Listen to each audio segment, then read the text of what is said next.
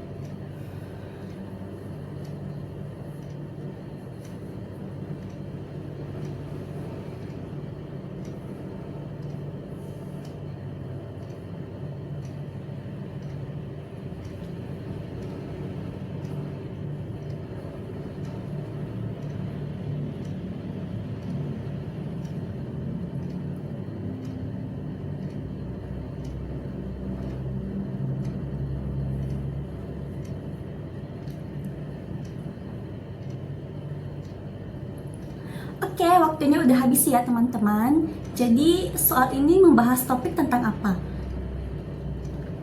Ya, ini soal tentang Mantoux test atau kita sebut juga dengan tes tuberkulin.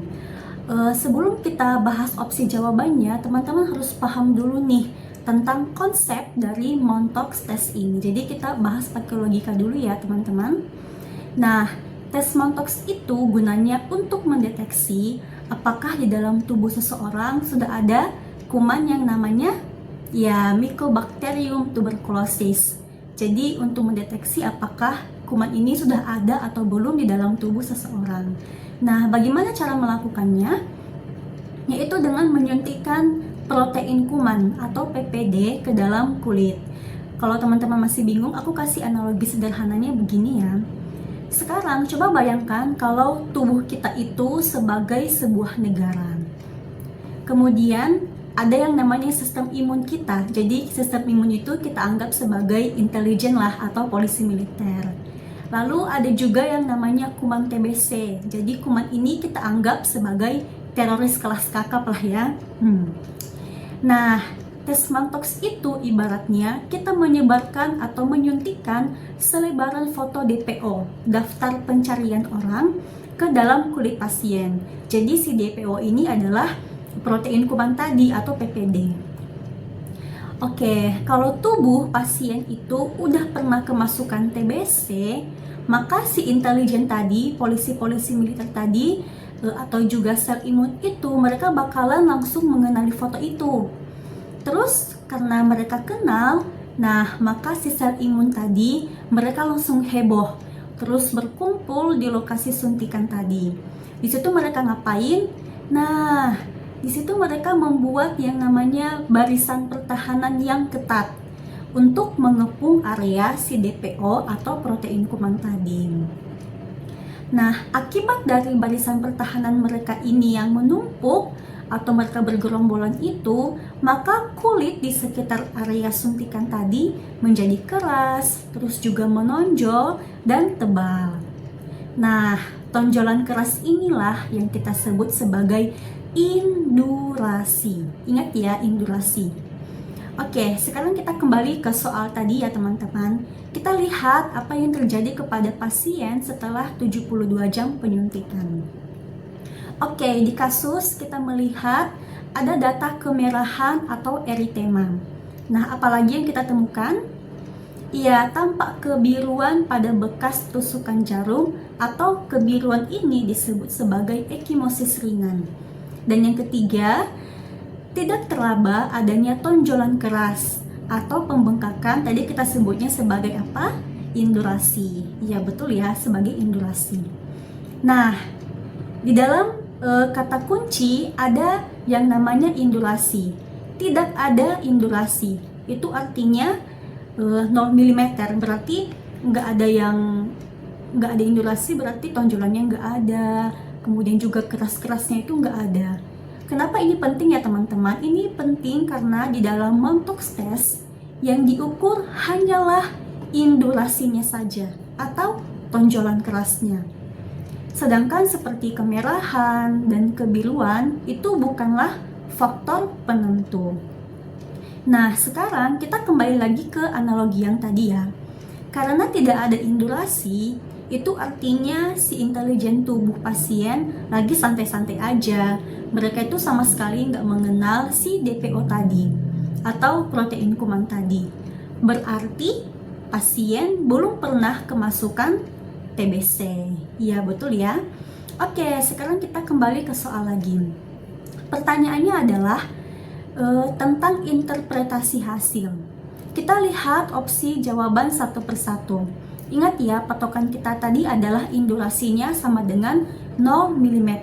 Karena di soal dikatakan tidak teraba adanya tonjolan keras. Opsi A, positif. Ini adalah jawaban yang salah. Kenapa disebut positif? Kalau indurasinya minimal 5 mm, 10 mm, atau 15 mm. Jadi ini tergantung dari faktor resiko pasien. Karena indurasinya 0 mm, maka jelas jawabannya bukanlah positif. Oke, sekarang kita ke opsi C dulu. Opsi C meragukan. Ini juga jawaban yang salah. Dalam beberapa literatur lama, interpretasi meragukan ini dipakai kalau indurasinya itu berdiameter 1-4 mm. Tapi di kasus ini indurasinya benar-benar tidak teraba atau 0 mm. Sedangkan tanda kemerahan yang 4 mm itu bukan faktor penentu dari Montox test. Oke, sekarang kita masuk ke opsi D. Tidak valid. Ini adalah opsi yang salah juga.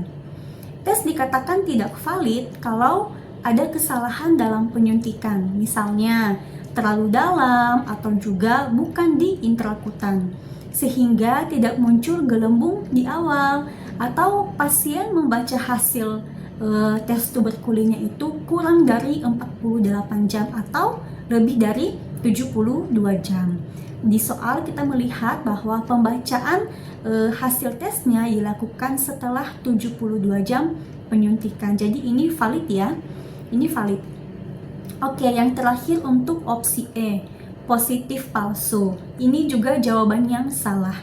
Dikatakan positif palsu jika hasilnya positif atau terdapat indurasi yang besar, tapi sebenarnya itu tuh nggak ada kuman TBC-nya sama sekali. Nah, ini bisa saja terjadi bagi orang-orang yang baru saja melakukan vaksin BCG. Nah, jadi ini adalah salah satu efek sampingnya. Di soal sangat jelas dikatakannya bahwa tidak ada indurasi sama sekali. Maka pilihan jawaban yang paling logis, aman, dan juga tepat adalah B, negatif. Oke, ingat ya teman-teman, ini itu jebakan Batman di soal seperti tes tuberkulin atau Montox test. Ini sering banget menampilkan yang namanya diameter kemerahan atau eritema. Nah, acuan kita sebagai perawat adalah cuman peduli sama yang keras-kerasnya aja atau indurasinya aja. Merah boleh berdiameter berapapun, tapi kalau nggak ada indurasinya, maka hasilnya tetap negatif. Oke, konsepnya udah paham ya sampai di sini. Teman-teman, kita lanjut ke soal yang kedua. Oke, sama seperti soal pertama tadi ya, waktu mengerjakan 1 menit dimulai dari sekarang.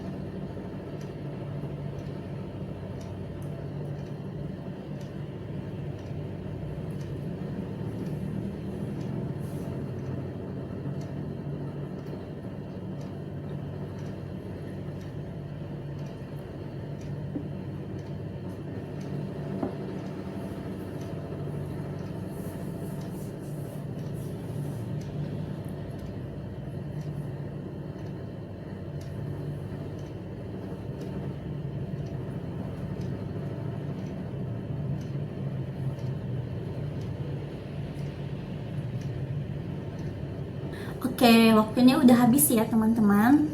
Di soal kedua ini topiknya tentang apa? Ada yang tahu? Ya, ini konsep operasi katarak. Sebelum kita memilih jawabannya, teman-teman harus paham dulu tentang apa sih yang terjadi di mata pasien setelah dilakukan tindakan operasi katarak. Nah, katarak ini kan kondisi di mana lensa mata pasien itu menjadi keruh. Nah, pas operasi, lensa yang keruh itu diambil atau diekstraksi, terus diganti sama lensa buatan yang baru. Nah, karena lensanya baru dipasang, juga korneanya baru disayat, maka kondisi struktur di dalam bola mata pasien itu masih sangat rapuh dan masih belum stabil dalam 24 jam pertama. Oke, supaya teman-teman lebih paham, aku kasih analogi sederhana begini ya. Anggap aja kamu baru menambal kaca jendela di rumah yang udah retak. Otomatis kalau baru ditambal, lemnya belum kering sempurna kan ya. Jadi apa yang harus kamu lakukan supaya kacanya itu nggak bergeser atau juga copot dan pecah lagi? Nah iya betul, kamu pasti bakalan menjaga kacanya supaya nggak goyang sama sekali atau ada tekanan, apalagi sampai tersenggol. Jadi bakalan dijaga bagus-bagus. Nah, begitu juga yang terjadi di mata pasien yang baru saja dioperasi katarak. Sama seperti jendela dan lem yang belum kering tadi. Jadi terdapat luka jahitan mikro di mata pasien. Nah, di situ ada yang namanya tekanan intraokular. Jadi tekanan intraokular ini adalah tekanan yang terjadi di dalam bola mata. Kalau misalnya di area mata terjadi tekanan fisik secara langsung, maka tekanan intraokular tadi bisa melonjak naik, atau juga jahitannya bisa lepas, lensa buatan yang baru dibuat itu bisa bergeser, atau bahkan dapat memicu yang namanya perdarahan. Jadi, disinilah tugas kita sebagai seorang perawat. Kita harus memberikan edukasi kepada pasien dan keluarganya tentang hal-hal apa aja sih yang wajib dihindari supaya lem di jendelanya tadi itu atau di matanya pasien tidak rusak sama sekali. Jadi sampai di sini udah paham ya tentang konsep operasi katarak pada pasien. Nah, pertanyaan di soal adalah instruksi pembatasan aktivitas yang disampaikan oleh perawat. Sekarang kita lihat opsi jawaban yang ada. Pertama, opsi A, melarang pasien menggunakan kacamata pelindung. Ini justru kebalik ya teman-teman. Harusnya pasien wajib menggunakan kacamata pelindung apalagi saat mereka tidur. Supaya apa? Supaya matanya nggak sengaja tertekan atau tergaruk secara nggak sadar. Oke, sekarang kita masuk ke opsi B, menginstruksikan untuk tidak menggosok atau menekan mata. Nah, ini jawaban yang benar. Ini adalah golden rule yang paling utama dilakukan pasca operasi katarak. Karena tindakan seperti ini bisa menyebabkan trauma mekanis dan ujung-ujungnya nanti bakalan merusak struktur mata yang baru dioperasi. Jadi tindakan ini harus dicegah secara mandiri oleh pasien itu sendiri. Nah, berarti kunci jawabannya B ya teman-teman. Kita lihat dulu opsi jawaban yang lainnya. Di opsi C, melarang membaca buku atau gawai dalam posisi duduk. Ini kurang tepat ya. Kenapa? Karena sebenarnya pasien itu boleh-boleh aja untuk membaca, tapi matanya jangan sampai lelah dan posisinya juga harus tegak. Lalu yang dilarang itu apa? Kalau misalnya membaca, nah mereka dilarang membaca sambil menunduk terlalu lama atau juga membaca sambil rebahan, karena dengan posisi seperti itu bisa membuat matanya menjadi tegang. Nah, sekarang kita masuk ke opsi D, menganjurkan membuka pelindung mata secara total saat mandi. Nah, ini justru sangat berbahaya. Saat mandi, pasien harus memperhatikan pelindung mata supaya air atau sabun tidak masuk ke dalam mata yang baru dioperasi. Kalau tidak, ini dapat memicu infeksi yang berat. Nah, sekarang opsi E, menginstruksikan penghentian penggunaan obat tetes mata di rumah. Jawaban ini salah ya teman-teman. Biasanya dokter itu memberikan obat tetes mata berupa antibiotik atau steroid supaya mencegah infeksi dan radang. Jadi jangan sampai dihentikan. Nanti kalau dihentikan malah bisa memicu infeksi dan radang itu sendiri. Jadi teman-teman, tips untuk menjawab soal pasca operasi katarak itu sebenarnya simple banget. Intinya adalah kita harus mencegah supaya tidak terjadi tekanan di dalam bola mata, tekanan intraokular tadi, dan mencegah supaya nggak terjadi yang namanya infeksi. Nah, tindakan-tindakan seperti menggosok mata, membungkuk terlalu dalam, batuk mengejan, atau mengangkat beban berat itu adalah musuh utama bagi pasien yang baru saja selesai melakukan operasi katarak. So, instruksi yang paling mutlak adalah jangan sampai pasien menekan atau menggosok matanya sendiri. Oke, selesai 2 pembahasan soal kita di episode 1 kali ini. Jadi teman-teman, seperti yang aku sampaikan di awal tadi, bahwa aku udah menyediakan ebook. Jadi di dalam ebook ini ada soal dan pembahasan terkait video ini, 2 soal yang kita bahas di video ini, dan juga aku kasih 3 soal tambahan. Aku juga udah kasih pembahasannya dengan aku jamin teman-teman bakalan paham banget sih, karena aku menjelaskan dengan bahasa sehari-hari yang sangat mudah dimengerti. Jadi aku jamin teman-teman bakalan paham. Nah, kalau teman-teman suka dengan cara mengajar atau cara belajar di video ini, di mana kita memakai logika untuk menjawab soal, aku sangat merekomendasikan teman-teman untuk membeli ebook ini. Cuma seharga Rp1.000 aja ya teman-teman. Rp1.000 ini malah nggak sampai untuk membayar uang parkiran yang Rp2.000. Tapi sekiranya teman-teman merasa, oh tutor aku capek membuat ini, nah teman-teman bisa melebihkan nolnya 1 jadi Rp10.000, atau mau menambah Rp1.000 biar sama dengan uang parkir Rp2.000, itu juga sangat diterima dengan penuh sukacita. Aku harap teman-teman bisa belajar dengan metode yang santai dan mudah dipahami, apalagi harus membahas soal itu dengan analisa yang tepat. Jangan cuman kayak menghafal tapi nggak ngerti sama sekali. So, gak ada konsep yang susah kalau kita tahu logikanya.